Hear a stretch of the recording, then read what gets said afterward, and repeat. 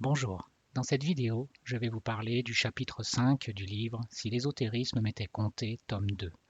Dans ce chapitre, j'aborde un résumé de tout ce qui a été dit précédemment, un peu comme ça a été fait dans le chapitre précédent, sauf qu'au lieu de décomposer le voyage de l'âme en 10 étapes, je vais le décomposer en 5. L'objectif étant d'avoir un aperçu différent de ce voyage. Alors toujours, la première étape, on ne peut pas sans passer, je suis obligé de toujours le répéter, même si je ne vais pas redire à chaque fois les mêmes choses. Mais l'une des notions les plus fondamentales à comprendre, c'est cette notion d'état en puissance et d'état en acte. Comprendre cette notion d'état en puissance est très importante car c'est elle qui va nous permettre de comprendre qu'une origine peut être sa propre origine. Et donc on n'a pas besoin d'aller trouver une cause de cet état en puissance, car cet état en puissance est sa propre cause, et donc sa propre origine. Et donc quand on parle de l'origine de l'humanité, eh bien, parler d'un état en puissance permet de pouvoir démarrer de l'origine de l'origine. Donc cette notion de zéro, cette notion de potentialité, car un état en puissance, ce sont des potentialités, et ces potentialités ne vont aller s'exprimer que lorsqu'elles vont changer d'état et donc passer dans un état en acte. Il y a donc deux états principaux, un état en puissance qui contient des potentialités et un état en acte qui va permettre de manifester ces potentialités.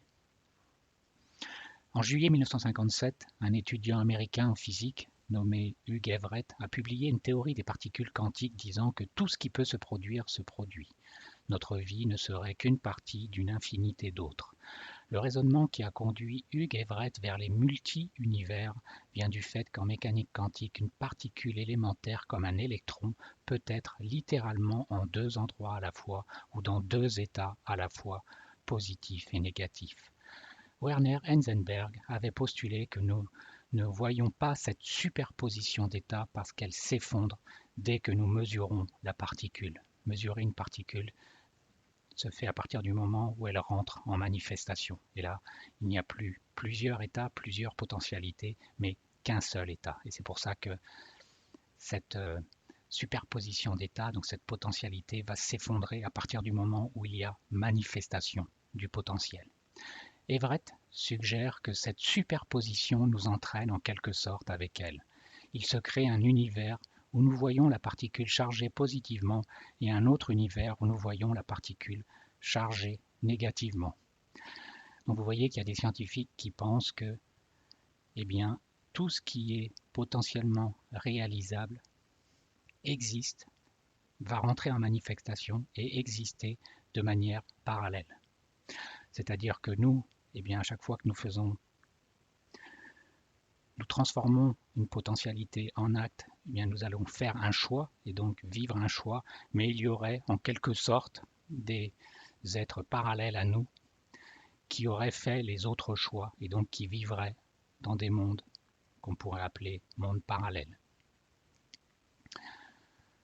Alors cette idée, personnellement, je ne suis pas forcément d'accord avec ce qui a été dit, car pour moi, c'est pas parce qu'il y a une potentialité qu'elle va rentrer en manifestation. Justement, ce que fait la conscience, c'est qu'elle va limiter le nombre de manifestations. C'est-à-dire qu'une conscience, c'est une potentialité qui va choisir de rentrer en manifestation d'une certaine manière. Et donc, il n'y a pas toutes les potentialités qui vont exister.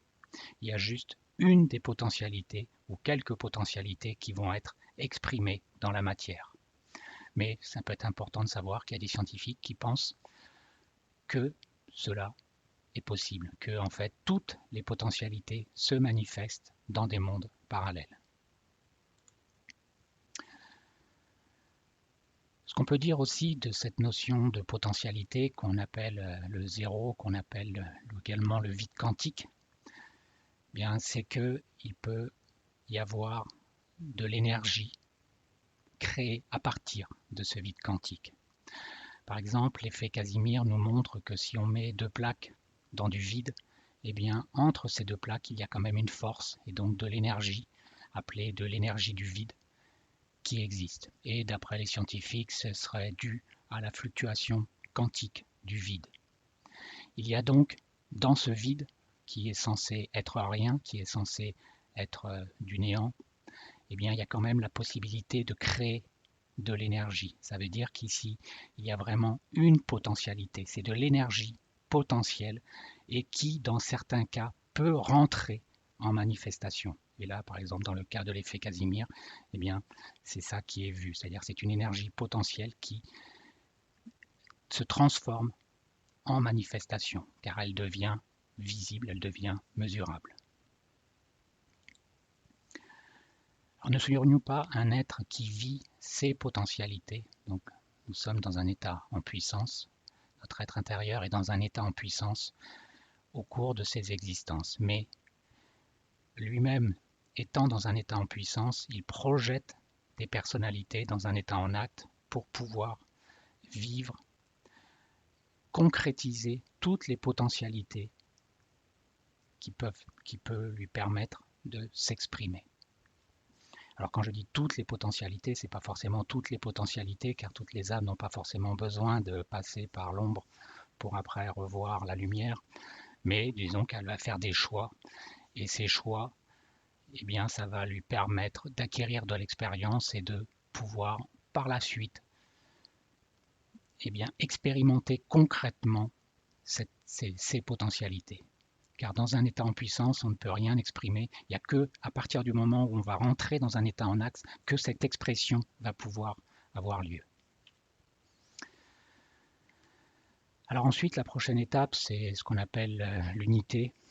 Le logos, afin d'être manifesté, impose volontairement une limite à sa vie infinie. C'est là ce qu'on nomme son sacrifice. Donc, à partir du moment où il y a un état en puissance, il n'y a aucune limite, car il y a toutes les potentialités sont superposées et donc cohabitent en quelque sorte. Mais à partir du moment où il va falloir rentrer en manifestation, il va y avoir une limitation qui va être créée, car justement, c'est uniquement une de ces potentialités qui vont être exprimées, et non pas toutes. Et donc c'est pour ça qu'on appelle ça son sacrifice parce qu'il y a des potentialités qui ne vont pas être exprimées. Il n'y en a que quelques-unes qui vont rentrer en manifestation. Il va de soi qu'une monade ne peut ni progresser, ni même être affectée par les changements d'état par lesquels elle passe. Une monade est une chose qui n'est ni de ce monde, ni de ce plan. Elle ne peut être comparée qu'à une indestructible étoile de lumière et de feu divin jetée sur notre terre comme une planche de salut pour les personnalités dans lesquelles elle habite. C'est à ces dernières de s'y cramponner et en participant à sa nature divine d'obtenir l'immortalité. Laissée à elle-même, la monade ne s'accroche à personne, mais comme une planche, elle dérive vers une autre incarnation, emportée qu'elle est par le courant infatigable de l'évolution. Une monade vient donc venir de cet état en puissance, c'est-à-dire qu'il va descendre, ça va être la première manifestation, en quelque sorte, de l'unité. Ces monades vont projeter des âmes. Ces âmes vont projeter des personnalités. Et ces personnalités, si elles veulent pouvoir remonter vers leur origine, eh bien, il va falloir qu'elles rentrent en résonance avec la manière dont vibre cette origine, vibre cette monade. Et donc, ça va être à ces personnalités d'aller chercher, de se reconnecter à ce qu'on appelle son être intérieur. Car plus on descend, plus on va dans la matière, plus on monte, plus on rejoint quelque chose de non matériel, quelque chose de plus éthéré, quelque chose qui se trouve dans un état en puissance, donc dans un état similaire à celui d'une pensée. Et donc la monade, elle, ne va pas évoluer, simplement elle va projeter des âmes qui vont projeter des personnalités et donc va permettre à toutes ces âmes et ces personnalités eh bien, de concrétiser les potentiels qu'elle-même peut générer. Et cependant, la monade est bien près de nous, car elle est notre soi, la racine même de notre être, la source intérieure de notre vie, l'unique réalité. Notre soi est en vérité caché, non manifesté, car il est dans un état en puissance par rapport à nous. Notre soi est en vérité caché, non manifesté, enveloppé de ténèbres et de silence. Mais notre conscience est la manifestation limitée de ce soi. Donc la conscience intervient à partir du moment où on transforme un état en puissance, donc une pensée, en état, en acte, donc en quelque chose de concret. Le Dieu manifesté dans le cosmos de notre corps qui sont ses vêtements.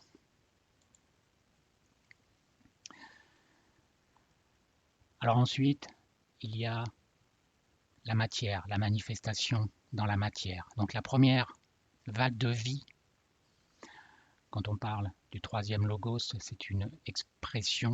Il va y avoir 3 vagues de vie. La première vague de vie, partie du troisième logos ou aspect, plonge directement dans la matière. L'Esprit Saint vivifie la matière des divers plans, bâtissant les atomes et combinant ensuite les éléments. En fait, cette matière va permettre de servir de vêtement pour la rentrée en manifestation de ces monades.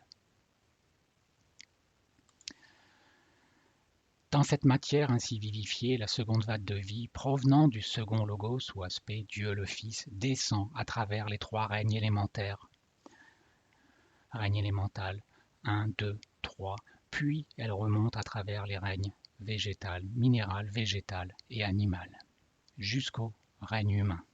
Mais à partir du moment où elle descend, là, elle n'est pas encore un être humain, elle n'est pas encore à l'image, en quelque sorte, de la divinité, car cette image de la divinité se fait à partir du moment où on arrive à cette triplicité, à cette reconnexion avec ce qu'on pourrait appeler le Père, tandis que les 2 premières intéressent simultanément des milliers et des millions de monades, la troisième n'atteint chacune qu'individuellement et au moment où elle est prête à le recevoir. Donc là, c'est le moment où tout à l'heure on a dit, bien la monade, elle est toujours là, mais il va falloir que la personnalité aille rejoindre cette monade, aille se reconnecter à cette monade. Et c'est cette étape-là qui va faire, eh bien, créer, concevoir un être humain. Car un être humain, c'est la réunion de ces 3 évolutions. Ces 3 évolutions permettent de créer un être humain qui va être à l'image de Dieu, car il va retrouver la potentialité de sa monade. Il va pouvoir retrouver ce que l'origine, son origine, donc il va pouvoir retrouver les caractéristiques qu'il avait en entrant en manifestation. La troisième émission, ainsi qu'on l'a vu, est déjà descendue jusqu'au plan bouddhique, mais elle y demeure jusqu'à ce que l'âme de l'animal ait bondi vers elle d'en bas. Alors seulement, elle se précipite l'une vers l'autre et forme un ego, une individualité permanente.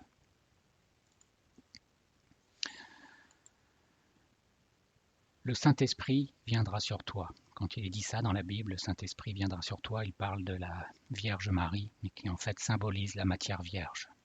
Et la puissance du Très-Haut te couvrira de ton ombre. Le Père va descendre, mais par contre, il va juste le couvrir de son ombre. Ça veut dire qu'il ne va pas le toucher. C'est pourquoi le Saint-Enfant qui naîtra de toi sera aussi appelé le Fils de Dieu. Donc le Fils de Dieu, car c'est lui qui va arriver. Il va falloir qu'il aille re-rentrer en contact avec le Père qui ne fait que être là, lui dire « Ok, je suis là, tu peux remonter vers moi, mais c'est à toi de venir me chercher. C'est pas moi qui vais descendre à ton niveau. »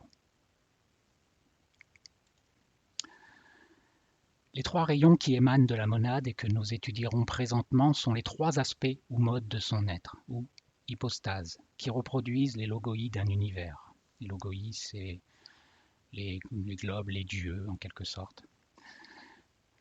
La volonté, la sagesse et l'activité, c'est ce qui anime en fait ces globes. Les 3 expressions essentielles de la conscience incorporée, l'atma, buddhi, mana des théosophes.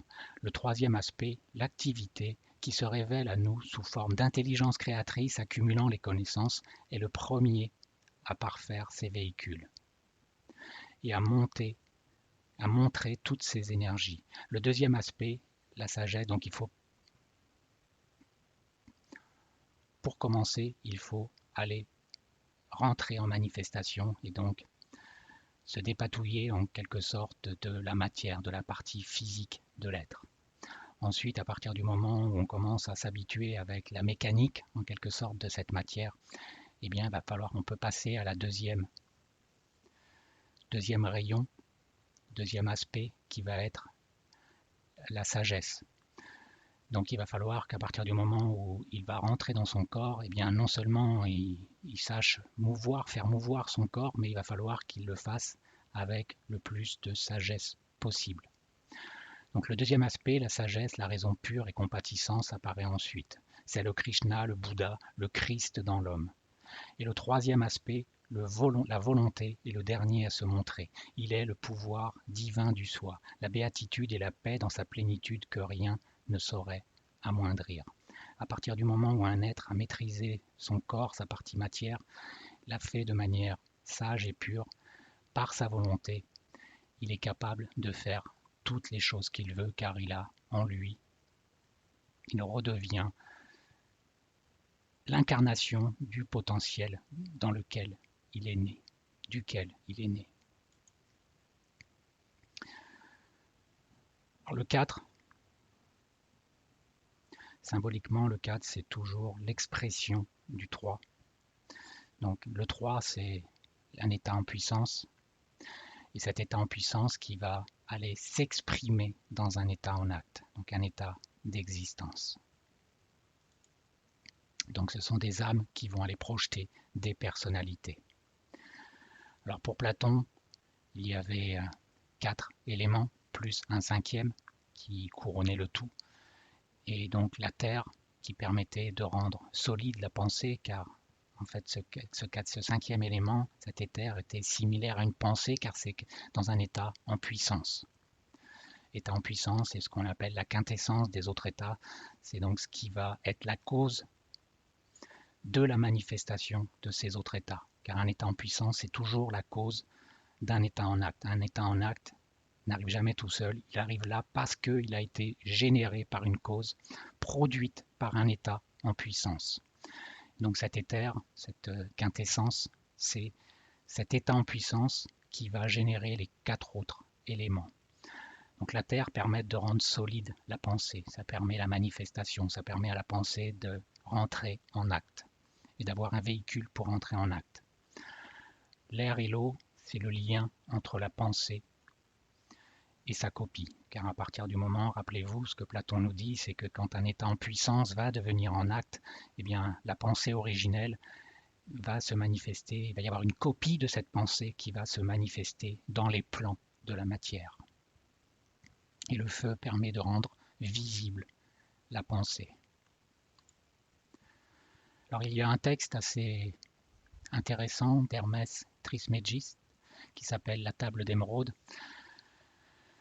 qui nous dit « Il est vrai sans mensonge, certain et très véritable. Ce qui est en bas est comme ce qui est en haut. » Donc là, il nous parle un peu de la nature holographique du monde, où à chaque fois qu'on descend, en fait, chaque partie va contenir le tout. Car même si on descend, il y a toujours ce rattachement à ce tout, il y a toujours la potentialité du tout qui existe. Mais sauf que à chaque fois quand ça descend, ça va rester à l'état latent. Et il va falloir le réactiver plus tard. Ce qui est en bas est comme ce qui est en haut, et ce qui est en haut est comme ce qui est en bas, pour faire les miracles d'une seule chose. Il y a donc une seule chose, une unité qui se trouve dans un état en puissance, mais qui va rentrer en manifestation. Et comme toutes les choses ont été et sont venues du 1 par méditation sur le 1, méditation sur le 1 car nous sommes dans un état en puissance similaire à une pensée, ainsi toutes les choses sont nées de cette chose unique par adaptation. Le soleil en est le père. Rappelez-vous, les traditions nous disent, nous sommes aujourd'hui dans la chaîne planétaire terrestre. Celle d'avant, c'était la chaîne planétaire lunaire. Celle précédente, c'était la chaîne planétaire solaire.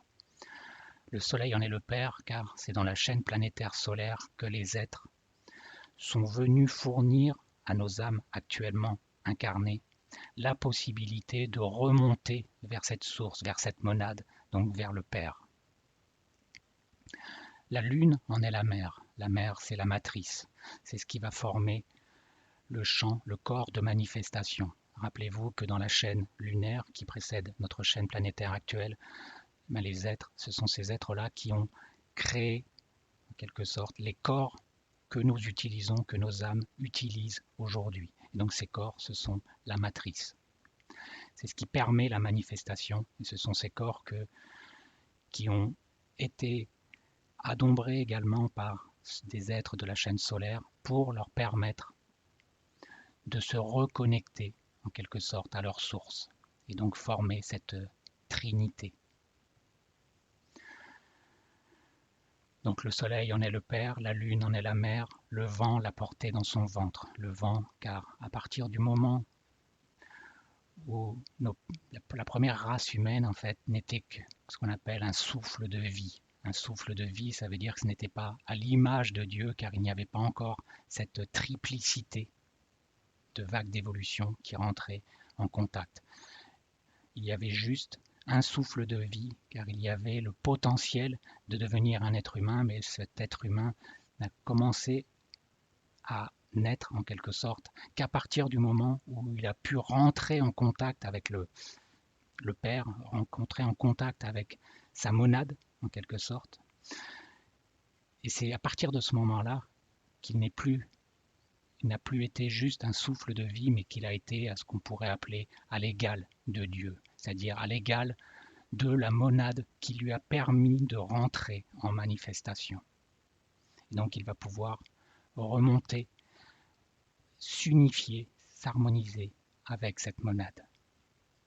La Terre est sa nourrice, car aujourd'hui nous sommes dans la chaîne planétaire terrestre et c'est là où tout se joue, où il va falloir réharmoniser tout ça. Le télème, c'est-à-dire la volonté divine qui se manifeste en l'homme, de tout le monde est ici. Sa puissance est sans borne sur la terre. Tu sépareras la terre du feu, c'est-à-dire le subtil, la terre c'est notre partie matérielle qui ont été apportées par les êtres lunaires, du feu, c'est-à-dire la partie spirituelle qui ont été apportées par les êtres solaires.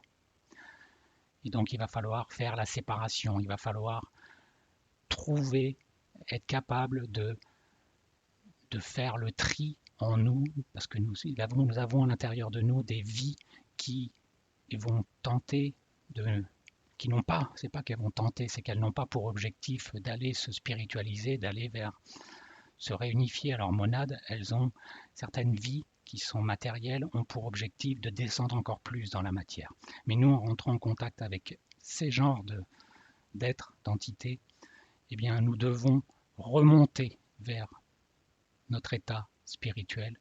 Et donc pour cela, il va falloir que nous fassions un tri en nous pour ne garder dans nos composantes physiques et psychiques que ce qui est bon pour nous, pour que nous puissions remonter. Donc il va falloir nous alléger et donc ne pas avoir en nous des lourdeurs.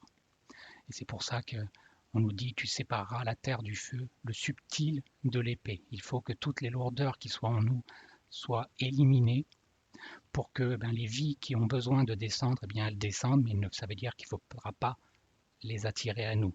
Il faudra attirer à nous uniquement des vies qui vont avoir l'objectif de remonter et non pas de nous faire descendre.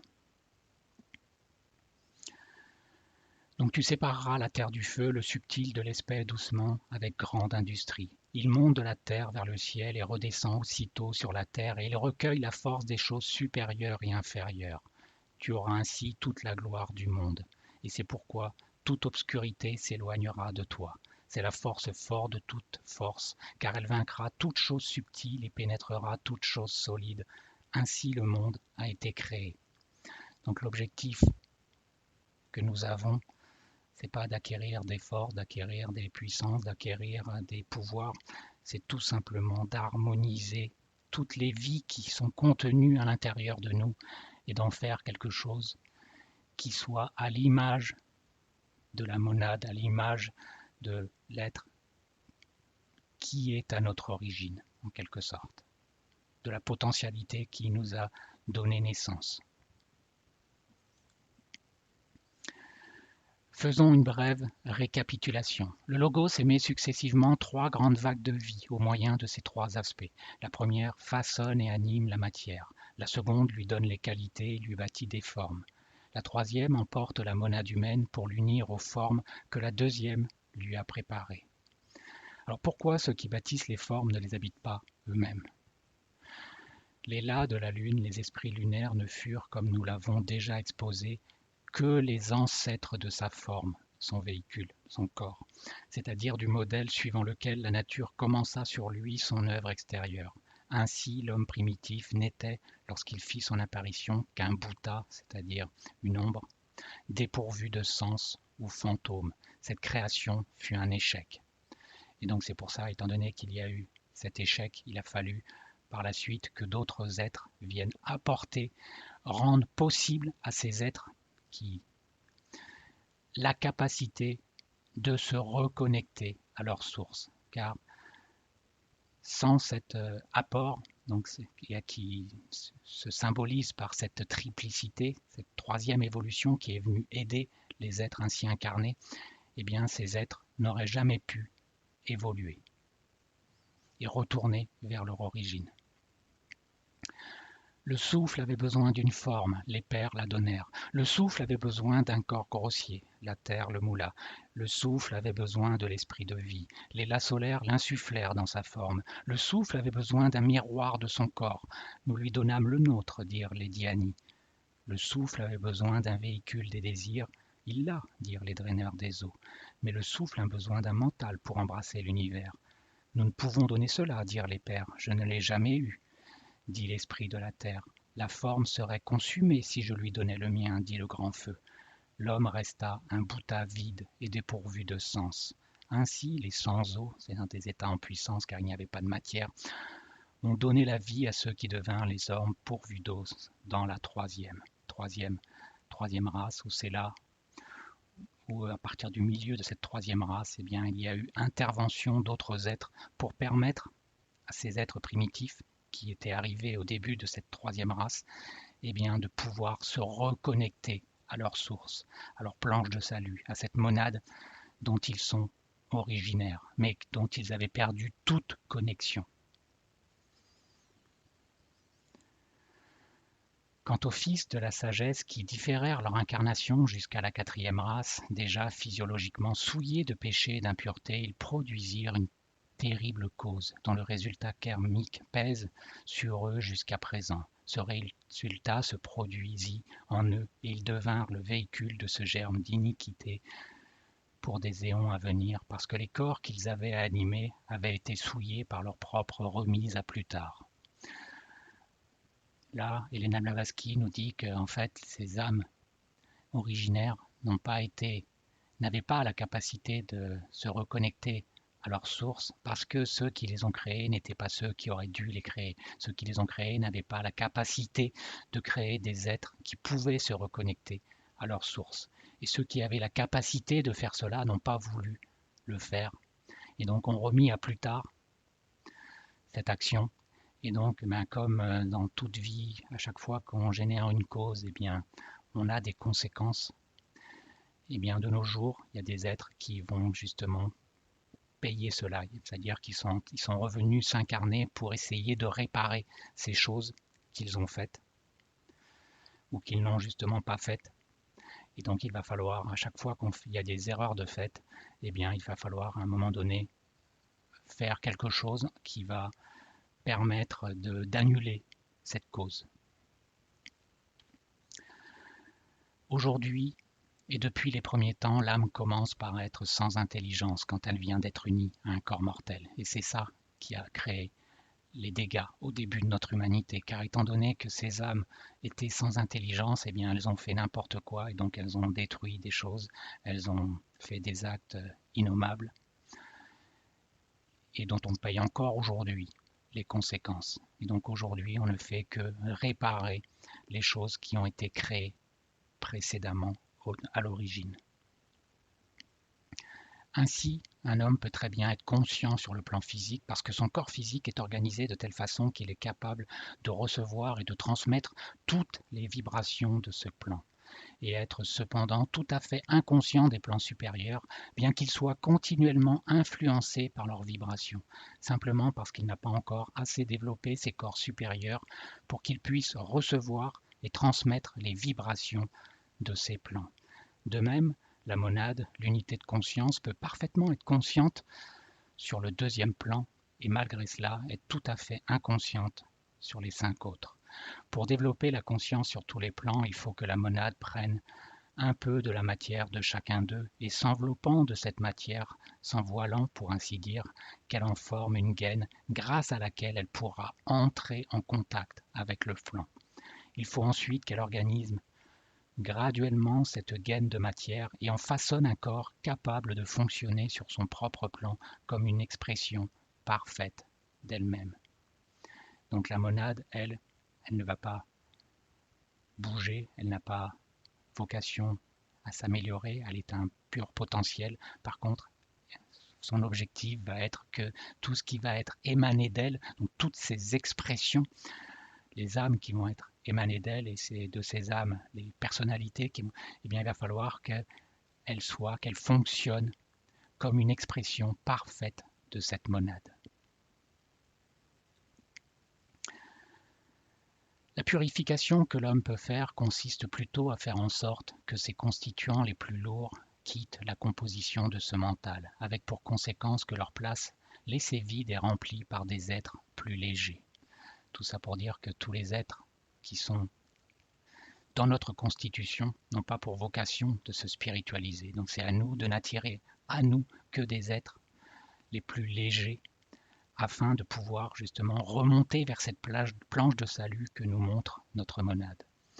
Ceux-ci, étant aussi sur le chemin de l'aller, sont moins expérimentés que les lourds, et leur entrée dans la constitution de l'homme leur offre une opportunité d'acquérir des expériences qui vont les alourdir. C'est dans ce sens qu'ils évoluent. Il y a donc en nous des êtres qui évoluent parce qu'on va, en rentrant dans la constitution elle-même, ils vont s'alourdir et pouvoir ensuite descendre encore plus dans la matière, mais c'est à ce moment-là qu'il va falloir les lâcher. Autrement dit, la purification ne consiste pas à rendre plus purs les éléments constitutifs d'un corps, mais à changer la composition de ce corps, en remplaçant les éléments impurs par d'autres éléments moins impurs. Et c'est ça l'alchimie, en fait, ce que nous dit Hermès Trismégiste, de faire la distinction, le tri entre ce qui est pur et impur. Il ne s'agit pas de spiritualiser la matière, mais de faire redécouvrir à l'élément spirituel sa spiritualité, qu'il a oubliée au moment où il s'engage dans la composition de l'être humain, et devenir de plus en plus spirituel, en même temps que l'intellectuel devient de plus en plus intellectuel et le physique de plus en plus matériel. C'est là la définition de la perfection. Chacun devient parfait dans sa lignée. Merci de votre attention.